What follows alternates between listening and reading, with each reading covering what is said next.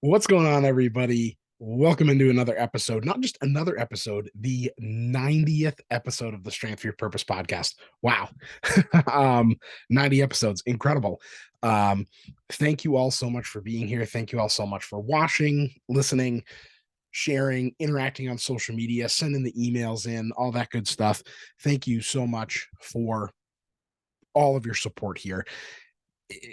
If I wasn't getting the feedback from you all, if I wasn't seeing the message get out there and hearing the impact you all had, or I listened to this interview, I listened to that interview, I, you know um I was going to say maybe I wouldn't keep doing it, but I probably would.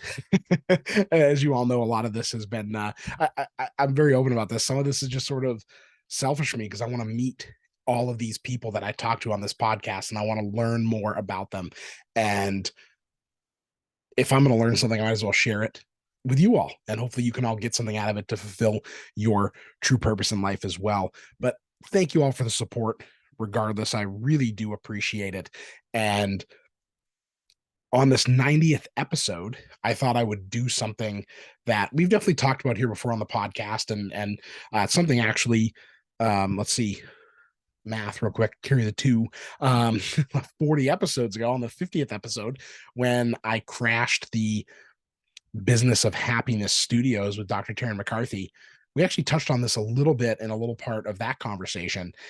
And the idea of reflection, sort of celebrating where you're at, even the small stuff, like taking a moment to celebrate that small stuff. So, the last 4 weeks, for those of you that have been listening along, we've been sort of rehashing some of the impactful slash most popular episodes so far this year. We did a 2022 highlight series where we kind of replayed and chatted about some of the interviews that, I mean, I find all the interviews impactful, as I said, but the ones that you all found some of the most impactful because they were the most watched, downloaded episodes of the year. And so, this being my first episode back after my second child was born a little over a month ago, and being back in the driver's seat here a little bit, I thought it'd be a good time to reflect a little bit, but also just talk about how powerful that can be, stopping and smelling the roses, so to speak. And this is something I use with my clientele as well. The power of reflection, kind of looking where you're at right now, sort of objectively, looking where you've came from to get there, and still acknowledging that you have some work to do, but just being darn proud of where you are at right now in your journey compared to where you started. Because even if you've taken 1, 2 steps, even if you've just shown up for the first time, that's better than you were yesterday. And that is so important. That is so impactful. That perspective really matters. And I'll tell you why, because it's empowering. We do live in an instant gratification society, whether you're on a health and wellness journey, a weight loss journey, a journey to eat better, a journey to start and run a business, whatever the thing in your life is that you are changing, there's always a starting point. And I feel like almost no matter where you are, even if you've been really, really successful, you're probably not exactly where you want to be. Okay. There might be some people out there that be like, I am, raise my hand. I'm right where I want to be. I started my journey. I'm at this point and I'm right where I want to be. This is exactly the goal I wanted. But I think most people then set new goals. Like that's our human nature, especially the people that are successful and do get to where they want to be. But that reflection is empowering, because when you can compare the where you are now, if we only compare it forward, right? If we only compare it to where we aren't yet, it's going to hold us back, right? It could drive us forward a little bit, right? Some people are driven by, hey, I'm not where I need to be yet. But that's not as powerful as showing ourselves. I think this might be opinion, but it's not as powerful as showing ourselves where we were, how much work we've put into being where we are now, and what that work has shown us, the yield of that. Because I think that's what drives more of us forward. That kind of feeds into some of the instant gratification, right? In that moment, we get some instant gratification of, hey, I'm doing the thing, you know, hey, this is where I started, this is where I'm at. I have made improvements. I am better. I am closer to my goal than I was this many days, this many weeks, this many months ago. And that's empowering. So I think that actually feeds into the instant gratification. It definitely feeds into it more than looking ahead and just being like, I've got so much further to go. Um, so I think that's important. That's kind of why I want to talk about it. Like I said, it's something that um, I sometimes have to even help my clients with. You know, people come to me and often have very big goals, and I'm super excited they have big goals, and I'm super excited to work with them to achieve those big goals. And but especially in my field, in health and wellness in general, the journey from start to reaching the goal, it is never, and I don't say many nevers. Okay, in the medical field, in the health and wellness field, we don't get many nevers. Okay, in this case, it is never a straight line. I've never seen one. I've never seen someone just start here and just go and just straight line, linear trajectory to reaching all the goals, crushing all the things, doing it big. Okay. So, especially when we're all over the place, we're up and down, taking a second to stop and realize where we're at and realize that we are on an upward trajectory is super, super important. And I think it just helps fuel the fire a little bit, helps refuel the fire.